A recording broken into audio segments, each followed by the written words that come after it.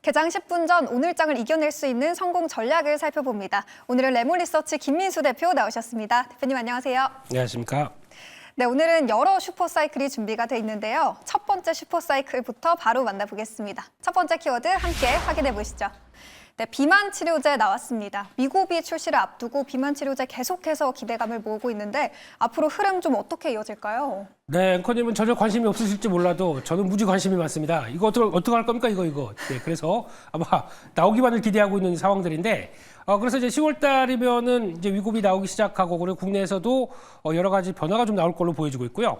특히 이제 가장 먼저는 펩트론이 뭔가 성과를 내겠다라고 하면서 일리와 손잡기 시작합니다. 거기서 나왔던 기대감, 특히 플랫폼 중에서 스마트 디폿이라고 하는 게 있는데, 이게 결국에는 장기 지속형 약물 쪽을 또 터치를 하기 시작하면서 그와 함께 일라일리가 관심을 보였다라는 부분들이 가장 또 포각을 받고 있고, 그러면 관련돼서 또 경구용 치료제 쪽 들어가는 이제 인벤티지 랩이나 D&D 파마텍 뭐 이런 회사들도 있다고 하더라도 지금 시장의 분위기는 일단 한번 불을 붙인 마당에 우리도 이제 실제적으로 좀 약을 접할 수 있겠다라는 관점 쪽에서 기대감이 높아진다고 봐야 될 것 같습니다. 하지만 이제 펩트론 같은 경우는 좀 아쉽게도 좀 딱 요게 재료가 발표된 시점이 증자 이후에 권리락이 딱 나오는 시점과 함께 같이 맞물렸어요. 그렇기 때문에 일단 과거보다는 일단 뭐 증자를 통해서 여러 가지 생산 시설과 확보를 통해서 앞으로 이제 이끌어 가겠다라는 변화는 나오곤 있는데 무겁다는 얘기죠. 그렇기 때문에 아마 추가적으로 지금 강하게 움직인다고 하더라도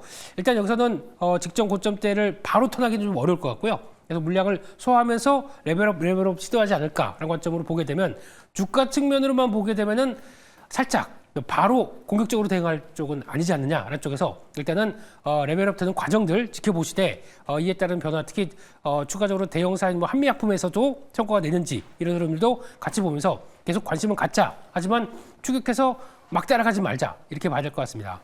네, 비만 치료제 안에서 펩트론 짚어봤는데요. 약효 오래가는 비만 치료제 개발 중이고 또 일라이릴리와의 호재까지 체크해봤습니다. 그럼 비만 치료제에 이어서 두 번째 슈퍼사이클은 어딜까요? 두 번째 키워드 함께 확인해 보겠습니다. 네, 반도체 나왔습니다. 엔비디아가 한 달 새에 25%나 올랐고 오늘은 약보합으로 마감했지만 계속해서 5거래일 연속 상승하면서 좋은 흐름을 보이고 있습니다. 시총 1위 탈환을 또 눈앞에 두고 있죠. 네, 그렇습니다. 엔비디아 참 엔비하네요. 예, 근데 저희 삼성전자는 전혀 못 쫓아가는 과거의 시총 순위를 보다 보니까 이번에 사이클이 삼성전자가 과거에 보여줬던 한 2015년도 보여줬던 흐름들과 지금 빅테크 기업들의 흐름들 보게 되면 이래서 트렌드를 못 따라가게 되면 이렇게 되는구나 라고 봐야 될 수밖에 없는 상황들이고요. 결국에는 딱 한마디로 말씀드리게 되면 AI 중심으로 들어가는 반도체 사이클이란 걸 꼭 염두를 하셔야 될 것 같고, 그러다 보니까 메모리 반도체 쪽의 강자는 이를 제대로 반영을 못하고 있다라는 쪽으로 봤을 때 차별화가 크다고 봐야 되겠죠. 그렇기 때문에 국내에서도 그냥 반도체 하게 되면 메모리 반도체가 중심이다 보니까 전혀 좀 글로벌 트렌드에 못 따라가는 관점들을 이해를 하셔야 될 것 같고요. 그렇게 되면 결국에는 삼성전자가 아니라 선택은 SK하이닉스가 될 수밖에 없다는 것들 꼭 생각을 하시면서 전략적인 부분들 따라가셔야 될 것 같고요. 그런 쪽에서 AI가 커지면서 나오는 동향들을 봤었을 때 그래도 그렇게 말하는 SMCI, 그러니까 슈퍼마이크로 컴퓨터 같은 경우도 고개를 들려고 하는 모습들을 본다라고 하게 되면 이런 쪽을 봤었을 때 그래도 국내 기업 쪽에서는 특히 그런 성과를 같이 낼 수 있다라고 하게 되는 이수페타시스나 아니면 두산 정도까지는 그래도 그쪽의 트렌드에 좀 맞춰가지 않을까라는 관점 쪽으로 바라보시는 게 제일 좋지 않나 생각되고 있고요. 그런 쪽에서 HBM 관련된 종목들 많이 쳐졌는데 성과가 좀 고개를 드는지 이런 정도들도 같이 보시되 다 같은 메모리 반도체가 다 같이 수혜를 본다라는 쪽은 아니다라고 접근하시면서 보셔야 될 것 같습니다. 네, 엔비디아 기대감 통해서 반도체 섹터 전망과 또 전략까지 짚어봤습니다. 그러면 비만 치료제와 반도체주에 이어서 세 번째 슈퍼사이클 업종은 어딜까요? 세 번째 업종 바로 확인해 보겠습니다.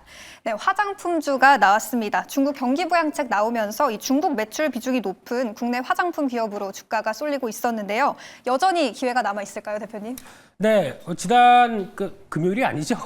자꾸 쉬다 보니까 까먹었어요, 날짜 가는 거를. 예, 지난 거래일 날 화장품주 억울하게 빠졌습니다. 억울하게 빠졌던 이유들이 보면은 중국 쪽에서 어떤 또 기대감들이 사라졌다. 그거 아니거든요, 화장품 쪽은. 그리고 거기다가 미국 쪽에서 이번에 쇼핑 시즌이 들어갔는데 허리케인이 큰 게 두 개가 와요. 그러다 보니까 쇼핑 많이 좀 위축되지 않을까라는 불안감이 나오기 시작하면서 주가를 쭉쭉쭉 빼더라고요.